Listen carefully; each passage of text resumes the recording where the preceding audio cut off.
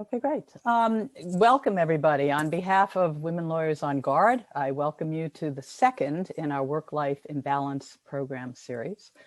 This one is Breaking Through the COVID Wall, Tools to Help Women and Families Survive the Pandemic. My name is Corey Amron and I'm president of Women Lawyers on Guard. And I'm very excited to have our panelists and our moderator present to us today. Women Lawyers on Guard is a nonprofit organization committed to advancing diversity, equity, and inclusion in society in general, but in the legal profession in particular. And we do this through advocacy, education, and research. We focus on issues of, particularly on issues of impact on women and women lawyers. For example, we published Still Broken, which is a report on our nationwide survey of sexual harassment in the legal profession. And we'll drop that in the chat during the program. And we're moving ahead with another initiative called Conversations with Men. And these conversations will be held with small groups of male lawyers, professionally facilitated, with two goals: to listen and cull maybe better solutions to the problem of sexual harassment, but also to garner male allies, active male allies in the battle against sexual harassment. So we urge you to join our organization, support our work. There's no membership fee, and we'll drop a link in the chat to help you do that. Today, we've asked our notable panelists to look at the significant impact that COVID has had on, particularly on women and families. We've all heard or actually lived through devastating stories. And we're excited today to hear some practical tips to surviving the pandemic, both in our work lives and in our home lives. And so with that, I'm really pleased to introduce our moderator, Courtney Tumeth-West. Courtney is a lawyer and a mom of two tween daughters who are experiencing serious COVID fatigue. Prior to moving to DC, Courtney was a partner at a Toronto litigation firm, and she focused on real estate and tax disputes. In addition to handling tax and land planning issues for clients with very large real estate portfolios, she serves on the board of Women Lawyers on Guard. She's secretary, and also, most importantly today, she's co-chair of the amicus committee, which today we filed our first solo amicus brief in support of a case arising out of Tennessee's 48-hour waiting period for women seeking an abortion. She is a member of the Women's Bar, serves on the Phillips Collection Gala Committee, and boy, she can't wait to get vaccinated and have dinner at a really, really busy restaurant. So Courtney will introduce our panelists. She'll be asking our panelists a number of questions. And at the top of the hour, we'll open it up to the questions that you are going to put in the Q&A, not in the chat, in the Q&A. So also please note that we are recording this program. So Courtney, take it away. Thanks so much, Corey, and a big thank you to Women Lawyers on Guard for sponsoring this webinar, Breaking Through the COVID Wall. Everyone, welcome. Again, my name is Courtney, as Corey mentioned. I just want to run through a few housekeeping items before we get started. Because this is a Zoom webinar, all audience participants are muted and will not appear on the screen, just the panelists and those that are speaking today. You may use the chat function to ask any technical questions about Zoom, but if you want to ask a question of our panelists, please use the Q&A tab at the bottom of the screen. Finally, if you have any technical difficulties, your best bet is to close all browsers and log in and come back in the way you came the first time. Supporting us today is Brian Gorg, who is the CEO of Cully Gorg Group, a company which assists associations and societies with back office management services. If you have any technical questions, you may find him using the chat function and he'll provide you with assistance. Thank you again for all your help, Brian. This webinar was conceived after reading countless reports of women leaving the workforce in droves as a result of COVID-related pressures. On February 18th, in a virtual meeting with women's groups, Kamala Harris noted that since the beginning of the pandemic, over 2.5 million women have left the workforce. Childcare and homeschooling demands, furloughs and layoffs have pushed women out of the labor market in what Ms. Harris called a national emergency. Our economy cannot fully recover unless women can fully participate. Ms. Harris said. Today, we have brought together a panel of professionals that will provide practical advice and tips that you can use in both your personal and professional lives. But before I introduce our panel, I would like you to take an anonymous 3-question poll to see how many of you felt personally or professionally affected by the pandemic. Brian, could you cue up our poll for the participants, please?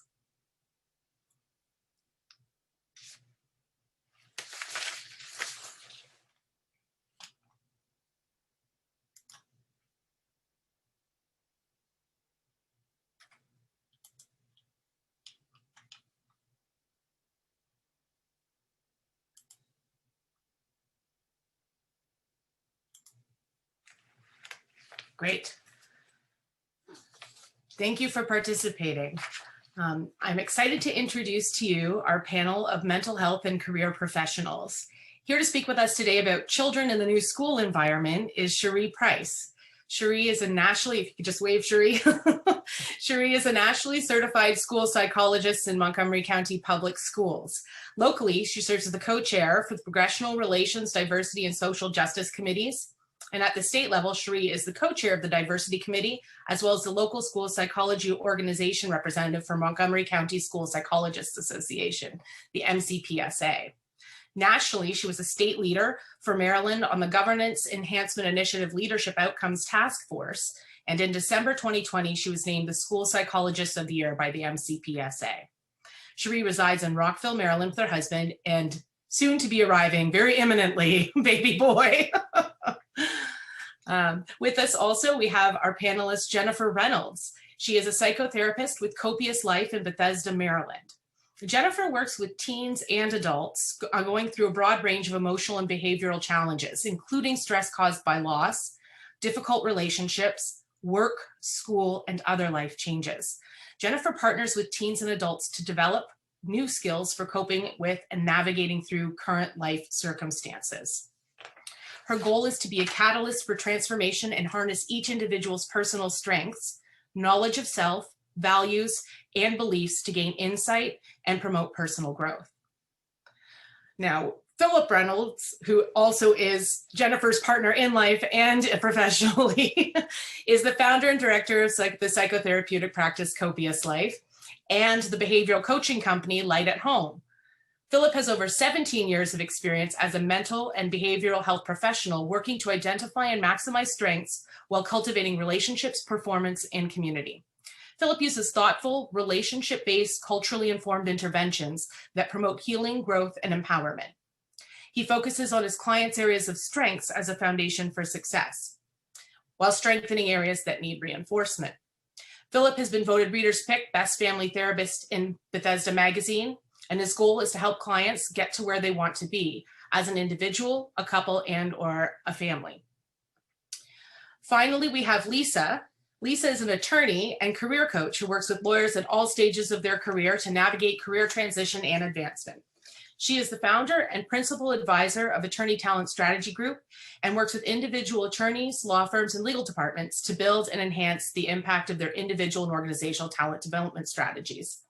Lisa has 30 years of combined experience as a practicing attorney handling litigation, transactional and regulatory matters, and as a talent management professional. Lisa works with clients to define their vision for success, assess unique strengths, create a strategic plan, and set meaningful goals with timely action items and progress checks. Lisa encourages clients to use career transition as an opportunity to take charge and shape the future. So, with that being said, I'd like to start actually with Cherie today. And today, personally for me, was a big day because we had our first day of at least partial in-class learning happening in Montgomery County. And I think in many counties, we've been struggling with this sort of changeover with the education system. Alternating weeks, some schools are full on. It's been a very difficult time between homeschooling and monitoring if they're safe while they go to school. Now that the school and the classroom looks so different, can you tell us a little bit about that and how the sort of learning will still include that large virtual component, that virtual format, and how we can prepare our kids for learning in this environment and optimizing their engagement? Absolutely. Well, first, thank you for inviting me to be a part of this panel. As she said, I'm getting ready to become a mother, so I can only imagine having to go through a pandemic as a parent. And so that is a great question. I think every district obviously is doing different things and has different options for students, whether it's in person or virtual learning. A lot of it is based on parent preference. But obviously, yes, in Montgomery County, we are bringing students back into phases into the building, and there's alternating weeks. Plans are changing just as much as information and changes are happening that we're hearing on the news. They're changing just as much in schools too, which can be very difficult, I like to say, for both adults and for children. There's a lot of different transitions and things that are not the same.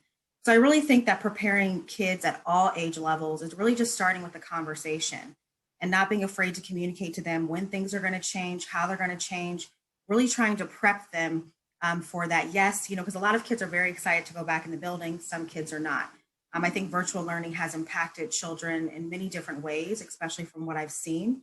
Some kids have thrived being able to participate in their education virtually, and others have really taken a turn and they've needed additional support. So I think it's just having that conversation, giving them the information, really answering any of their questions.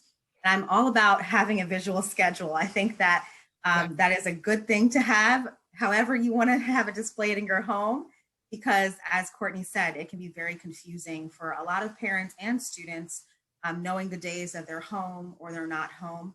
It's very overwhelming, but I have heard from so many of my friends who are teachers and educators that students are excited to get back to the building in any kind of capacity, even though it doesn't look the same. So, kids are very resilient, and this pandemic is something that none of us have experienced, but it's been amazing to see how much they have fought and come back, and they're really rolling with the changes and the different transitions that are happening out of all of our control.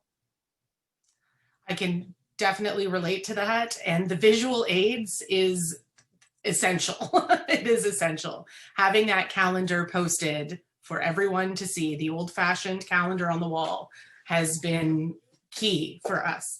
Many kids have struggled with the virtual school environment and have fallen behind. What are the most common struggles that kids have faced with the virtual school environment over the last year? And what are some effective ways parents and educators can address these issues? Should we escalate? I mean, we can talk to our kids about it. I know that I certainly had to prompt my kids to get on task a little bit more, but if it is more serious, how do we escalate it? How do we deal with that? Yes, so I'm definitely seeing a lot of students who are struggling with feelings of anxiety, some symptoms of depression. I always tell parents there's a difference. Everyone has highs and lows. They have sad moments in life. When they persist for a significant period of time, we would say 2 weeks or more, you're really seeing a significant impact in their functioning.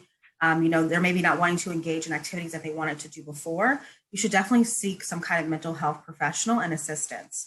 But that's absolutely what I'm seeing right now. Also, just students who are not necessarily wanting to engage. They may not be wanting to leave their house or see their friends. Some of the isolating factors of the pandemic have been very hard for a lot of young people to be able to get through. Even with saying now the weather's getting nice, let's go outside, let's see people. It's still been really, really hard for a lot of students. And, that comes in the form of them not showing up to classes if they have the opportunity to come in person or virtually. So I really tell parents, please reach out to your school professionals. Don't be afraid to send an email, even if you have a question, because if it can't necessarily be addressed in school, most schools have websites with resources, or if you directly contact a school psychologist, a school counselor, even an administrator, they will get you in touch with somebody who can provide you with community resources and referrals. So I really think it's very important to communicate, even when you're seeing the beginning signs of it. Don't let these symptoms or things that you're noticing about your child, because you know them best, go too long without communicating with the school, because that's how we can intervene and help and try different interventions and ways of getting students back to be engaged. Obviously, I don't think that the expectation now is for students to be perfect or for everything to be turned in, because we're all going through this together and we're all struggling in one way or another. But it is good to always reach out to your school. No question is too small, and don't be afraid to do so that somebody can provide you support. Thanks. I think that helps to answer my second question a little bit, because it's good to know that we have so many resources through the school that we should be using. They're there. That's what they're for. reach out. One of the things that you brought up is the expectations are a little bit, lower this year. We're not expecting them to be where they would normally necessarily be at this level of their grade completion. So how does a parent identify when their child has fallen below what we would expect about now, when they're really falling outside that norm, that we would say, okay, it's fine, we know you're a bit behind, but everyone's a bit behind? When they're a little too far behind, a parent sort of gets the sense that that's happening, but what are some good indicators? Some good indicators are, I think, absolutely not really engaging, responding with teachers. Right now, teachers are really trying to communicate over email, which can be very difficult. But I think that not engaging, not responding, if you're trying at home to do your best to get them to do some kind of work and you're hitting a wall, and then they're maybe showing up for class, but they're not participating or they're not engaging. I think that that's when you see something's out of the norm. It's not what I'm used to seeing my child. And I've had a lot of parents say, I had no idea that they were feeling this way until we got into this pandemic, or I had no idea that my child was struggling this much until school and the structure of being in person, being around other peers, being with their teachers was really taken away. So I think when you start to see that happen, that is out of the norm, and there needs to be a conversation. I think every case I really try to go through an individual lens because every child is different. So one thing may not work for one child as it does for the other. But I think that that's the problem solving and the collaborative piece where, I'm always working on a team. It's not that you're just going to get a teacher. You're going to get a teacher, hopefully an administrator, a mental health professional within the school, whether it's a school counselor or a school psychologist. I know some districts have social workers. In our county, we have people personnel workers. So they are that liaison between the parent and the community, which is great. I think getting as many people on your team so that you can say, okay, this is out of the ordinary. I'm noticing these signs and symptoms, and I really don't want my child to continue to get to the end of the quarter and have to turn in all these assignments, because that's not healthy either, and that's not sustainable as well. So I think that when you start to really pick up on those kinds of behaviors, you should absolutely reach out and figure out if this is something that, a child, I've had a lot of children say, I turned in my work, I did my work, and their parents then find out a little bit later on that that's not the case. So I think it's, of course, ask your children, but then always also reach out to teachers and adults on the other end so that there can be some kind of showing that the school and the parent are working together to make sure that the child is, reaching their best potential. So picking up on the parent-child relationship you're bringing up, Cherie, I'm going to ask Jennifer now. There's a lot of additional stress with having everyone together in the home all the time. It strains relationships, particularly between parents and teens who strive for more independence from their parents and home. How do we talk to our partners and children about our needs and theirs? And are there ground rules that we could set that maybe assist with that? Great, thank you. And thank you for having me. I think that's a great question and has been on the radar for quite some time now.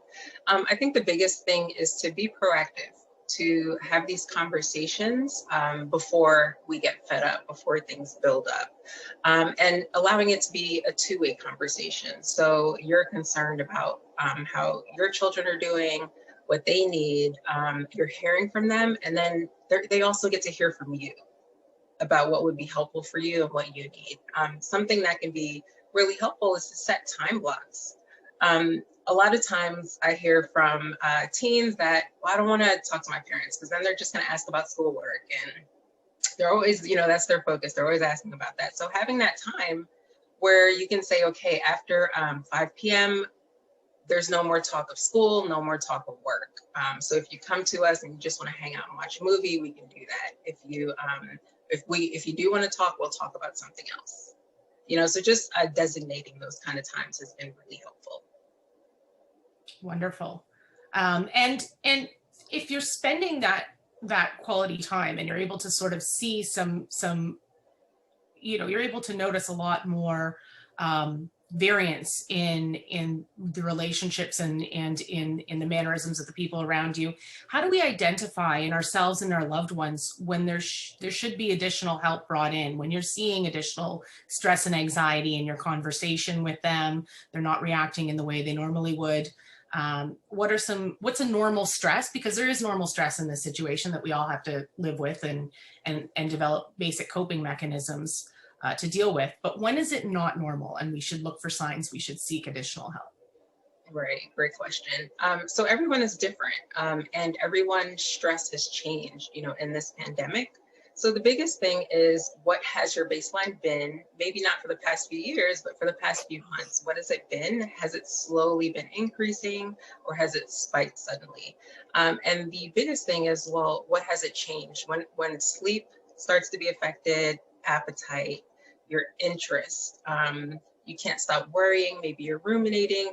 Those are all kind of warning signs that something more is going on. When we get really irritable really quickly and just kind of feel like every day you wake up, you don't feel refilled at all, refreshed at all. It just feels like you're kind of on empty. So those are some really good times to just get that help. And even before then, when you start to see that decline, can be really helpful just to kind of support you along the way and to help get you back up to a place where it's not affecting your sleep and, really just your quality of life. And as you know, many moms are struggling right now balancing work and home life with a disproportionate share of childcare and household tasks, and they do tend to fall to women. I know your husband is also here, so not to put him on the spot. But for those of us with partners, how can we work? How can we have a productive conversation about division of labor in the home and organize tasks with our partners so that the work is shared and that the burden is shared between two people? Right. So you'd be really intentional. Again, having these conversations, not when you're fed up because it's been weeks and weeks and you thought your partner should have known that you needed that extra help. But, outside of those moments when everything is okay, having those conversations so that they become proactive instead of reactive. What kind of things can we set up? What kind of things do you need? What do I need? What's been helpful for you?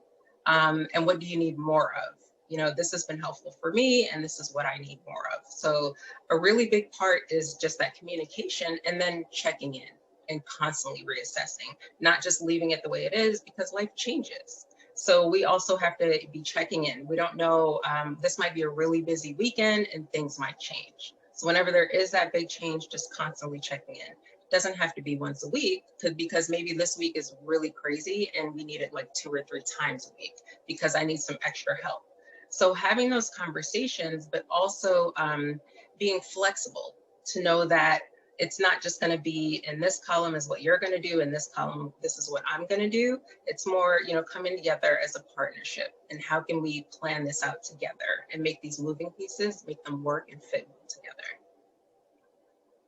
And so I will turn now to Philip with a very similar question. And with all of these feelings of being overwhelmed, women in particular feeling overwhelmed as they take on the multiple roles of mom, employer, employee, teacher, housekeeper, the list goes on.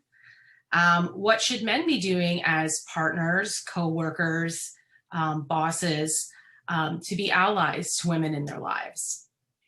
I think it's important for men to, in some sense, cultivate their partners.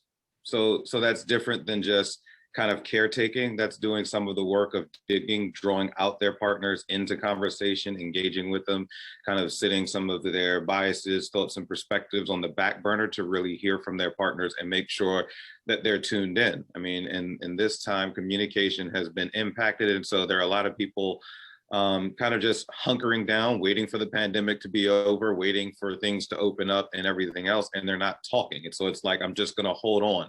And it's kind of like a pressure cooker, right? So there's going to be those points where the pressure kind of comes out and they're at each other in conflict instead of working together collaboratively to really figure out how to do those things.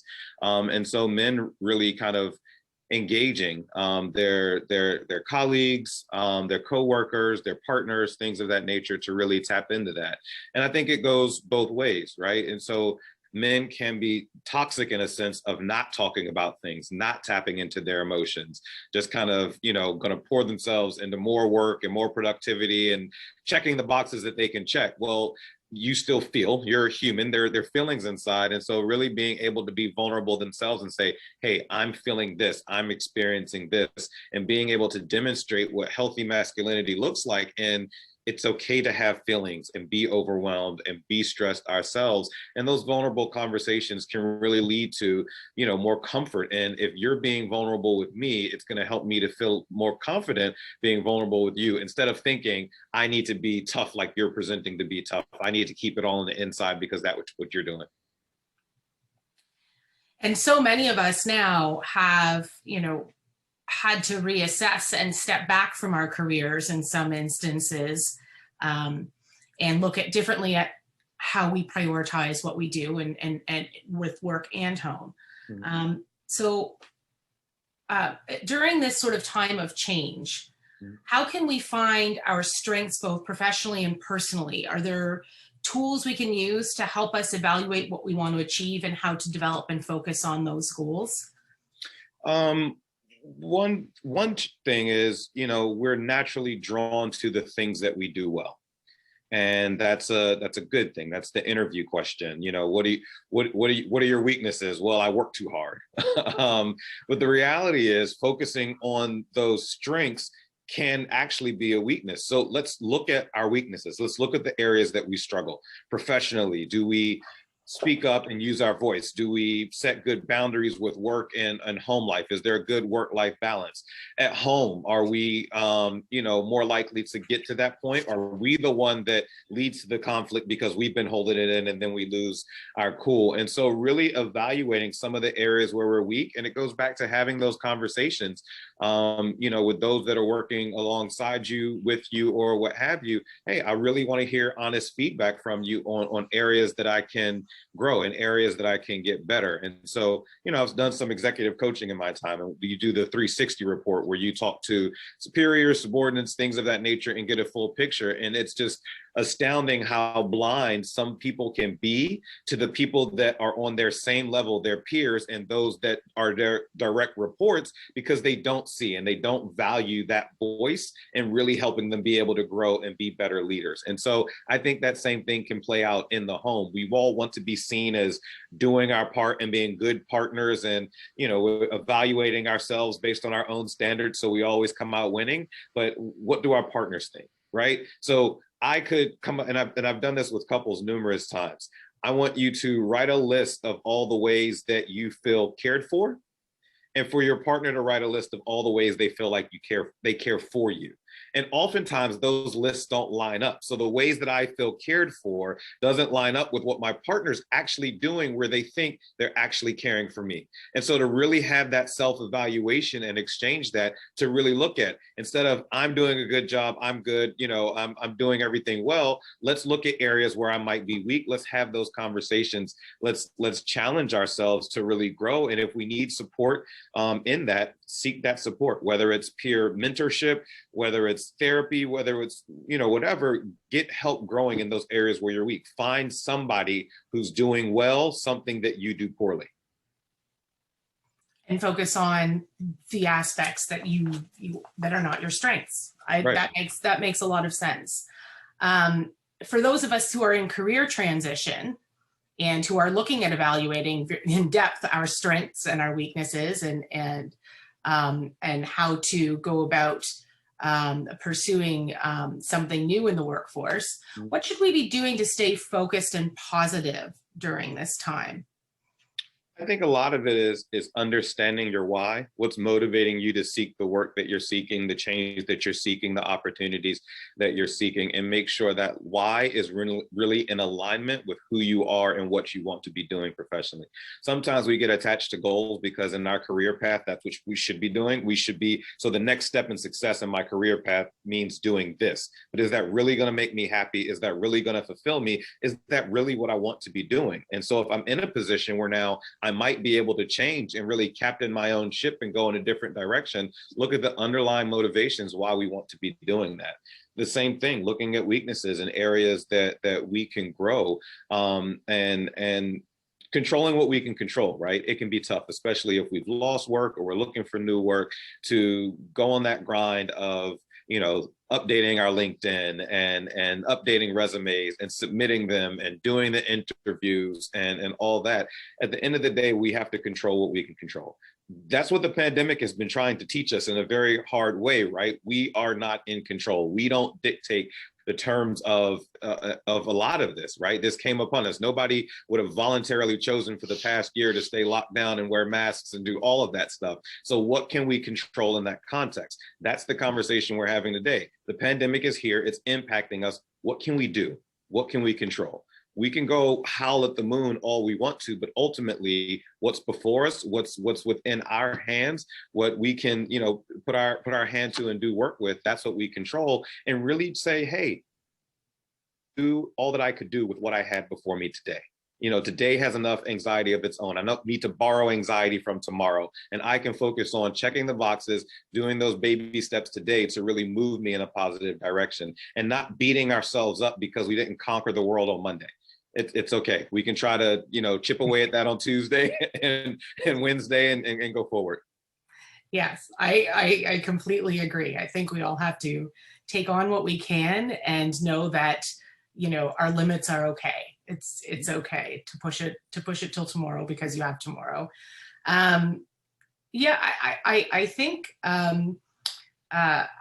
if you could give us 3 tips to find our strengths, questions we could ask ourselves going into, if we're in transition or just seeking even a promotion at work, we feel our careers have stalled. What are 3 tips we can do to really find our strengths? Because I think one of the things I've talked to a lot of people about that are going through career transition is they're having a difficult time really locating what their true, I think the why question is great that you've proposed, but certainly how do we find that skill set, the top 3 ways of targeting that? I think number 1 is, as we seek to find our strengths, number 1 is figure out what our weaknesses are, right? That's going to give you a great idea. If I'm not a great communicator, right, but I can get stuff done, I can put my hand to the task and accomplish it. Well, that communication might help to balance some of that out so that there's a clear vision.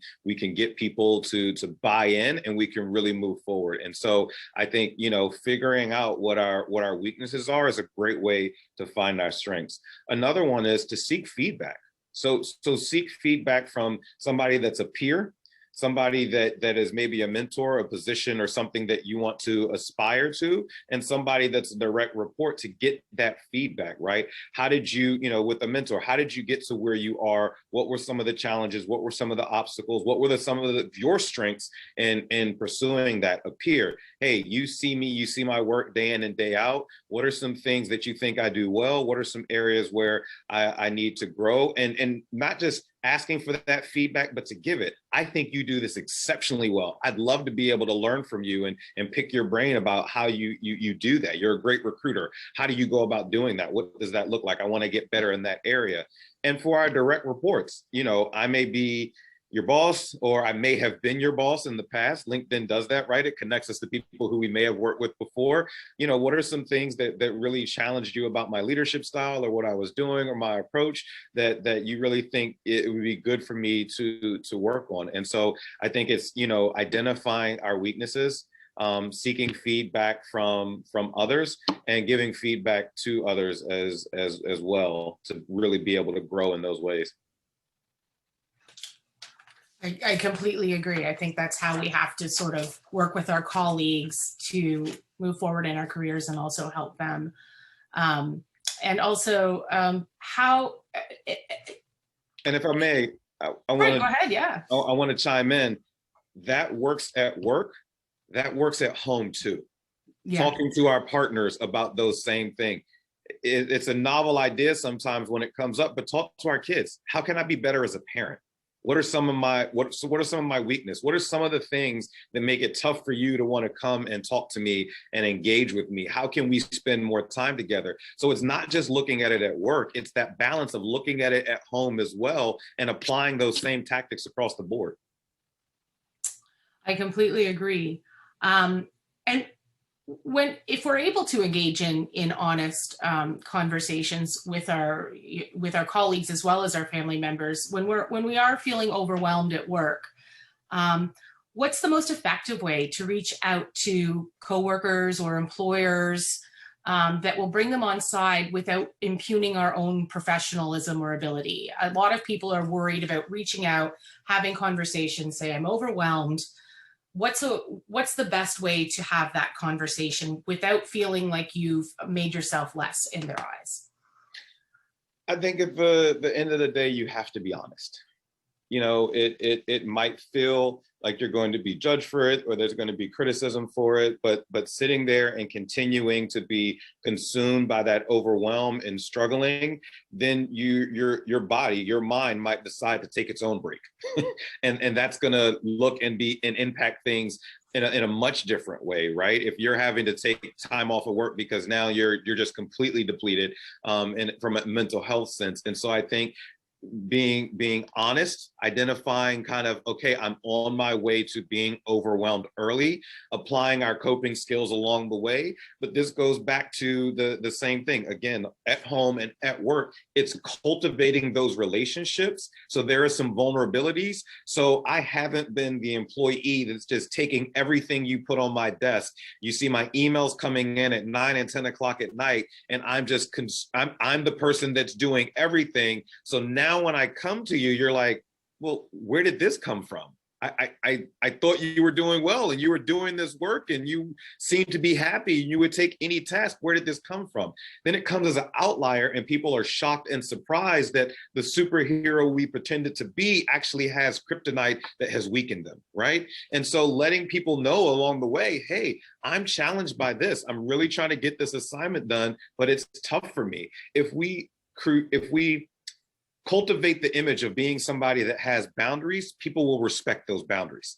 If I'm not sending emails at 9 o'clock at night and my emails stop at 7 o'clock, and maybe I create one at 9 o'clock, but I set a timer so it doesn't send into the morning so people don't know that I'm doing it at 9 o'clock at night, then people say, hey, that's somebody that has really good boundaries. And if they're coming to me saying they need some space or a day off or something, I think that from seeing them work, seeing how they create that boundary for themselves, I want to be able to honor that because it seems like they're taking good care of themselves. And if they need this, then they need this. Because I've seen in how they work at all the other times that this isn't someone who's just slacking off or shucking responsibility. They have boundaries. They get their work done. They're a strong employee. They're a strong wife. They're a strong mother, right? So when they're asking, say, hey, I need a break this weekend from the kids. Okay, they're making boundaries and they're saying, hey, I'm at this breaking point. I want to honor that because of how they carry and conduct themselves in every other avenue that I've seen them in. I want to be able to honor that. And if you have somebody that's not really going to respect that, whether it's a boss or a partner, just being firm that I really need to take this time off, or I really need to take this break, or I really need to take a step back and sit outside and do my work on a laptop today, or whatever it is, I really need to do it. So sometimes we have to really push the envelope to get the care that we need for ourselves. And that's okay. I think taking that time out and it's become so critical for so many people right now, especially parents, and being able to step back. Unfortunately, a lot of parents have taken time out of the workforce due to school closures, the unavailability of childcare, and women have lost their jobs due to company downsizing during the pandemic. So I'm going to now turn to Lisa. And we've heard about looking for our strengths from Philip when we're looking at our professional abilities. A lot of us who are seeking advancement or a new position altogether, what are 3 practical things that we could do to move our career forward? You're on mute. Thank you. Now I'm not. Now let me just, so there we go. Okay. So this has been such really valuable advice. I mean, I have to say, I wish I had more of it when I was kind of coming up in the world. So thank you. And I did raise a therapist, so that's good. I'm going to make sure that she listens to this. So we talk about, and Phil, I'm just going to, some of it you've said that's just really, really valuable. But if we're going to, life has been so turned upside down by COVID. I mean, that's the understatement. And career is one element of this career kind of rainbow. And I think the last year has been transformational for many of us. I think for many of us individually, as well as for the profession and the organization and, our various organizations. So boiling it down to 3 actionable steps, strategies, things to do, to take with respect to our careers is a bit of a challenge, but here's my best shot. So if we're going to just say short answer, I would say you need to be strategic, stay connected, don't go it alone, and mind your mindset.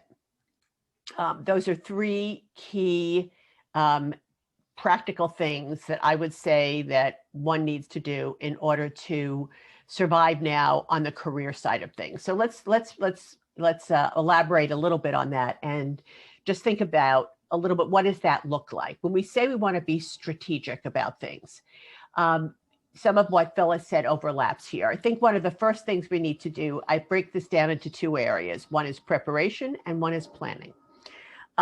In terms of being strategic, we need to think about, where am I now? And revisit, in particular, our values and our preferences and our strengths and weaknesses. And I think that, particularly our values, what we hold dear, how we want to live our lives, and how we want to incorporate and integrate career into that may well have changed a bit during this COVID year, when we may well have had, either by voluntarily or involuntarily, had to think about how we were going to make this alignment, at least for the time being.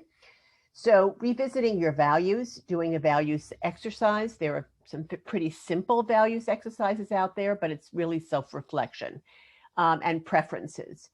Strengths, what Phil has talked about is really valuable. I think that in terms of your career, looking back at prior evaluations, getting feedback from mentors, from sponsors, from peers is really very valuable and important. And, there is also, there is a Gallup Strengths Finders, which is a really good assessment, and it's one that you can do online, which my clients do and really find to be tremendously valuable. More emotional intelligence, not substantive strengths, but I would definitely suggest that you maybe take a look at that. So in terms of preparation, we want to look at where we are now. And I think you also want to revisit your vision. Where is it that you want to be? Is where you want to be what you've been doing? Or is there another way in which you would like to take your career?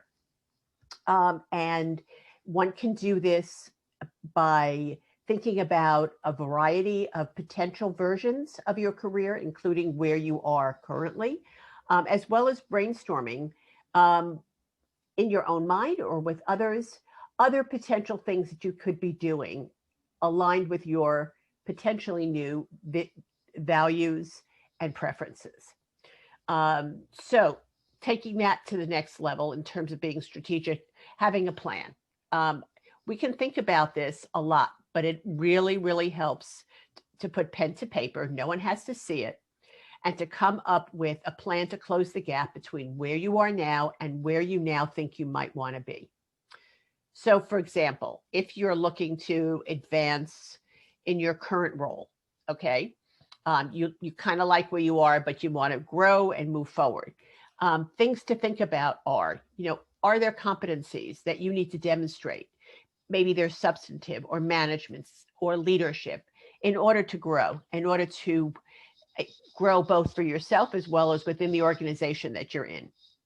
How are you going to do that? How are you going to identify the competencies? Sometimes there are lists. You could talk with other people and then identify how you're going to go after them.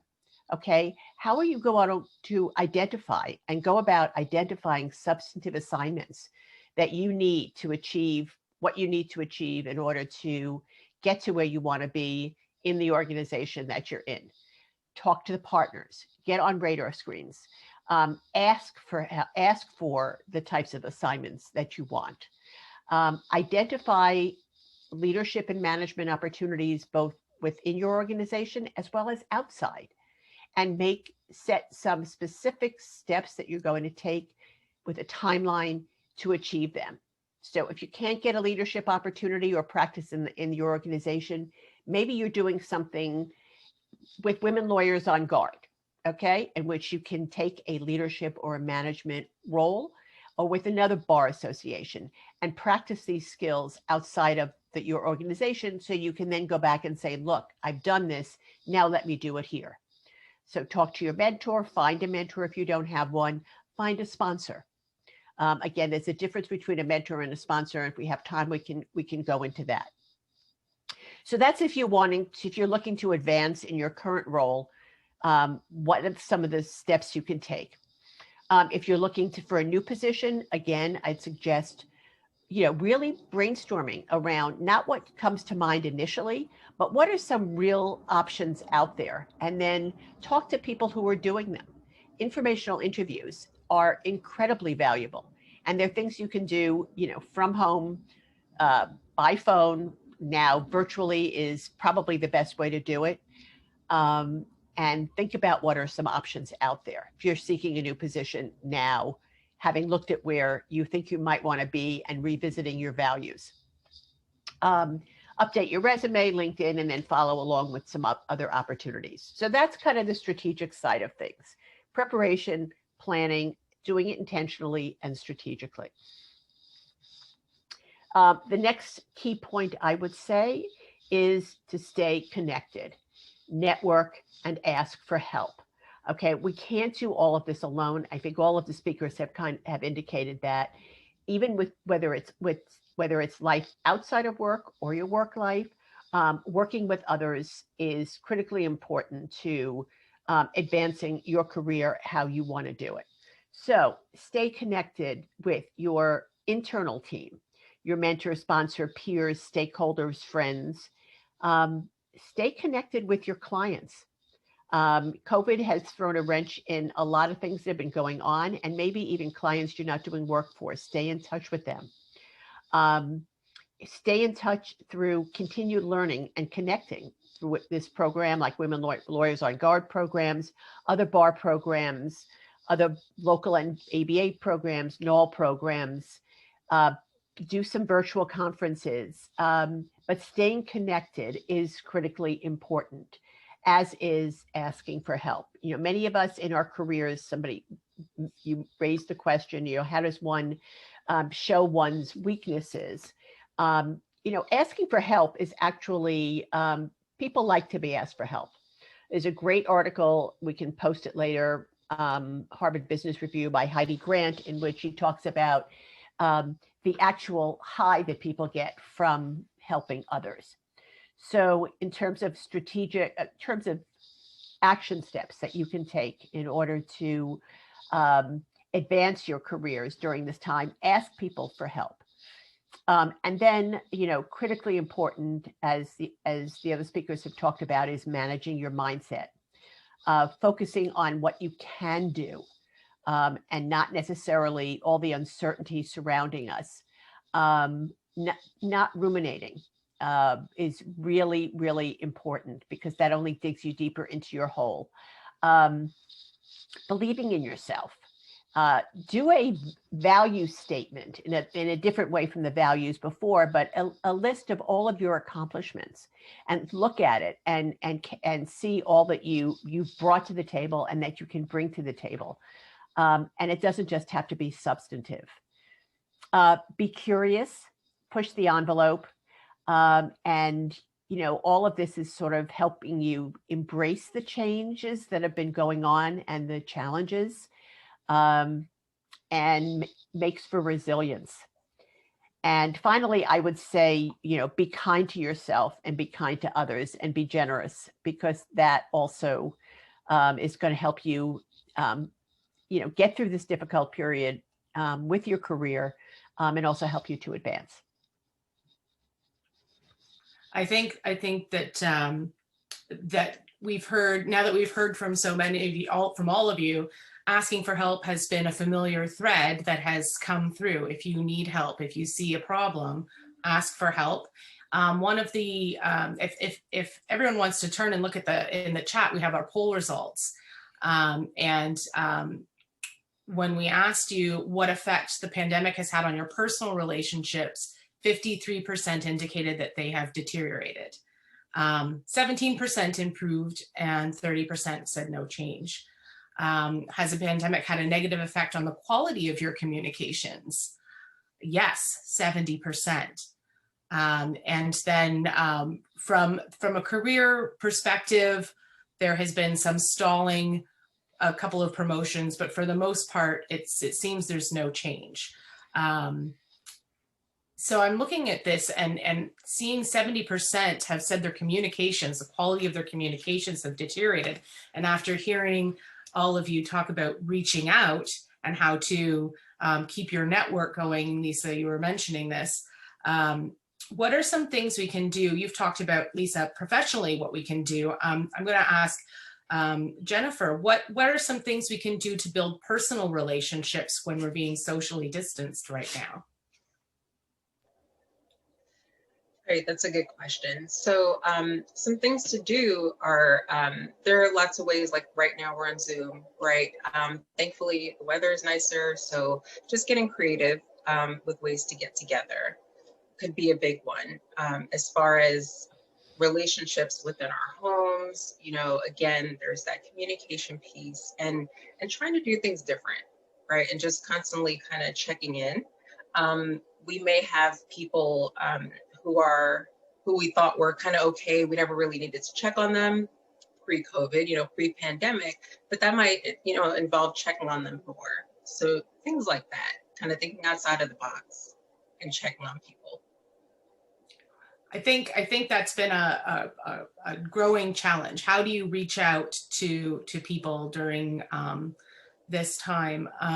How do you, Cherie, perhaps you would have advice on how do you, what's a tip you can give us for having better communication with our kids, particularly when we're engaging with them about schoolwork and issues around that? I think there's a balance of not always talking about obviously the negative or the circumstance of the situation. It's really about making the most out of what we're able to control right now. But also just knowing that, you know, I tell parents this all the time, you know, you have to make sure you're taking care of yourself. You can't give everything to your kid if you're not able to give something to yourself. And I see the exhaustion. I think it's not even just parents, it's teachers, everyone really, you know, we talk a lot about care, you know, providing care for the caregiver, because this is really exhausting on both ends. So I think it's just finding them where they're at, knowing that things may not get done that day, and that's okay. And not being afraid to send the email to teachers, say, listen, we had a really rough night. We'll do the best we can maybe tomorrow, but today wasn't a good day. I think that so many, you know, I'm married to a teacher, so I think that, you know, he gets those kind of emails and he understands because, you know, we're all kind of having those days. And it's been a year, but I think just knowing that and not panicking and knowing that, yes, students have missed instruction, you know, we're trying to get back in the swing of things. It's not the same, but eventually things will get back to some sense of normal. And, you know, we'll be able to look back on this and learn from the things that we, you know, kind of went through during this time. But I think it's just okay to tell yourself, like you said, there's only so much people can take. And if your child's having a bad day and they can't do it that day, it's okay to kind of give them the break that they need, switch up the routine a little bit, and then say, we'll come back to it when you're ready. I always think that that's one of the most important things. Somebody else mentioned the break. That's huge. We really try to enforce that in school because sometimes kids don't know their limits and they'll keep going to the point where it's not beneficial to them. So really stopping and saying, right now is not the right time to do this. We'll come back to it. I think it's a pretty powerful thing for both ends, parents and children. Great. I think that's so true. We all need to be very kind to ourselves, as Lisa said. That is one of the things, and kind to others, and understanding that we need that break in that space. Before we turn it over to questions, we're hoping to take questions from those who are watching. Please feel free to answer a question in the Q&A. We would love to hear from audience members if they have anything to ask any of our panelists. I know that there are definitely going to be some targeted questions on a couple of things that are going to come up for each of your specializations. I would like to ask you each for one key takeaway that if you could tell women out there or their partners one thing they could do. For example, Philip, if you could say one thing about allyship to any partners that are watching the show that would like to do something to help out the women in their lives, what would you tell them to do? The one thing that you could tell them to do. I just get one, huh? I think be vulnerable. You know, let your partners know that you're not perfect, that you have flaws, you have bad days, that your mood fluctuates up and down in ways that they might not realize, that you get to your limits and breaking points and you have frustrations and challenges, and that you know, sometimes often don't have all the answers and you're trying to figure it out too, and you need that partnership that you committed to help balance things out. So in couples therapy, couples usually are competing and evaluating each other based on, you're weak in this area, I'm strong here, you need to get better, instead of realizing that their true power comes from, while I might be strong in this area and you might be weak, you as my partner have areas where you're strong and where I'm weak. And to be able as a partner, as a husband, to be able to say, I think you're really good at this, and I don't think I'm as good at this, and I could use your support in doing this better. You might be better at being in touch with your emotions. I'm not great at that. I understand that's a weakness. That's something I need to be able to grow in. And so just really, it starts with being vulnerable. Being a man means being vulnerable. Weakness is presenting that I'm strong and I'm okay and I can handle this at all times. Being a man means being vulnerable. I think that's great advice. I will tell my husband that. Jennifer, what is a tip? I think we would all love to hear, especially those of us with teenage and young adolescents at home. What is one good takeaway for better communication with our kids, especially our older kids? Right.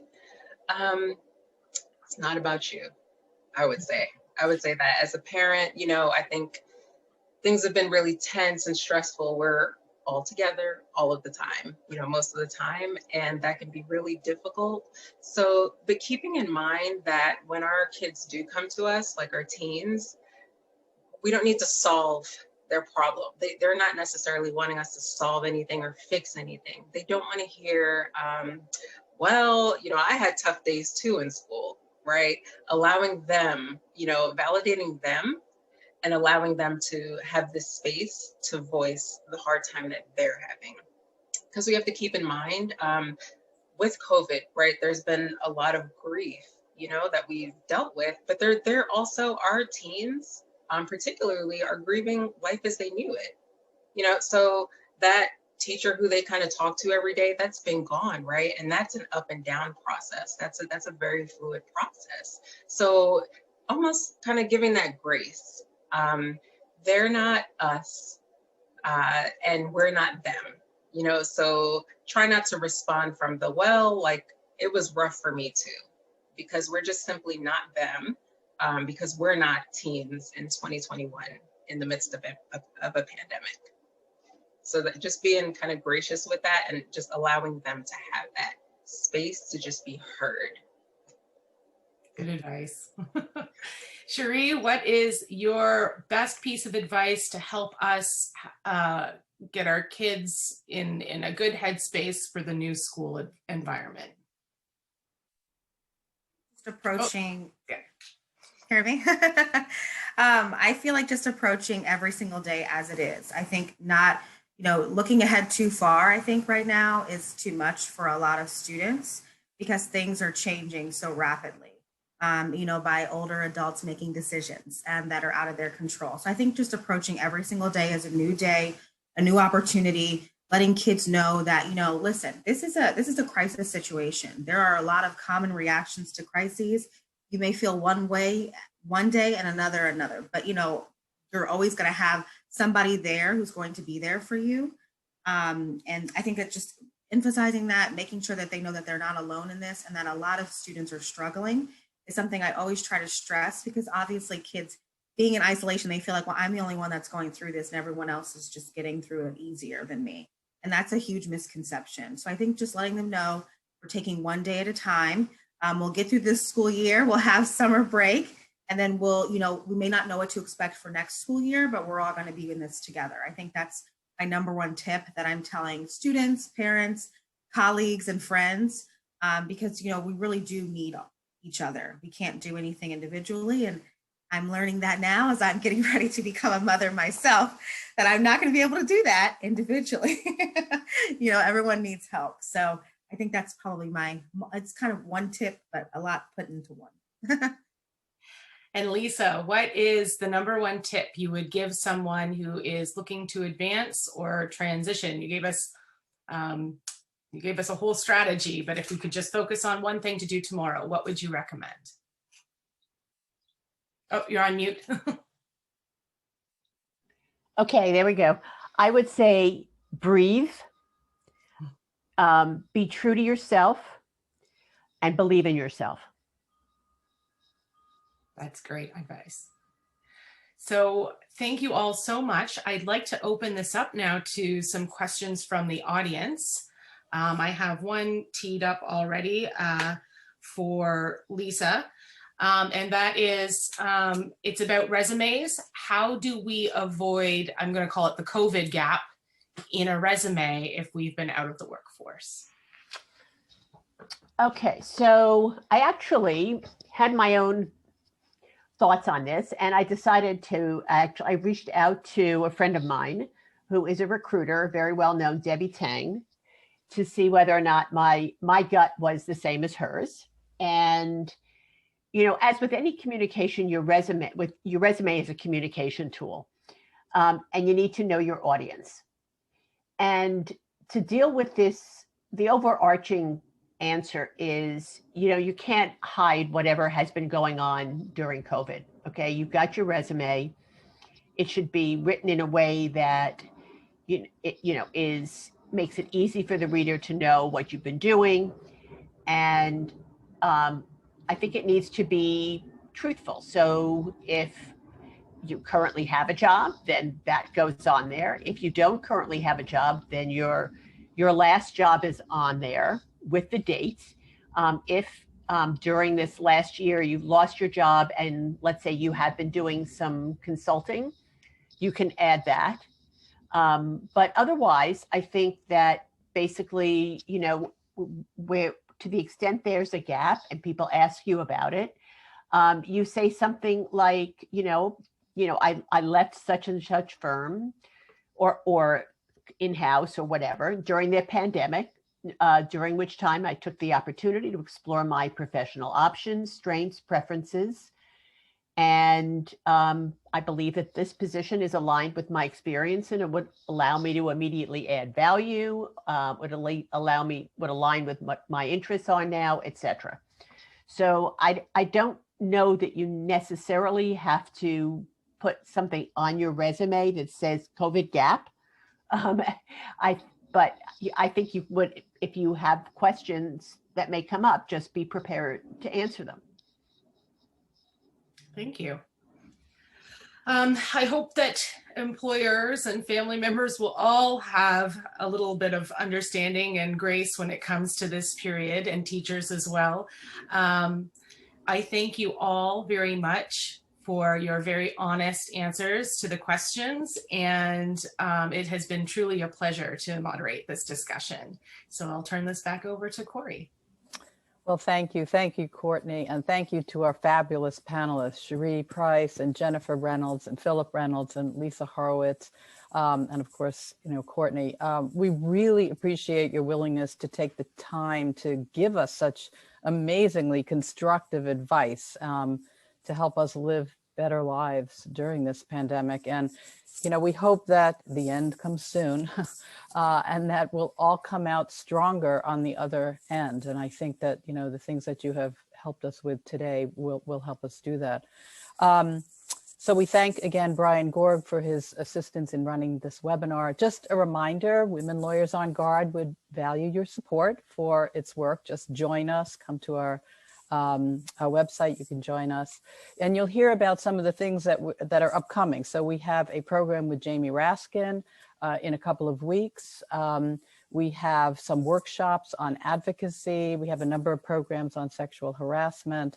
And we thank you all for participating. Oh, here are some of the links. But again, you can go to our website and find these. But we thank you all very, very much for participating in this program.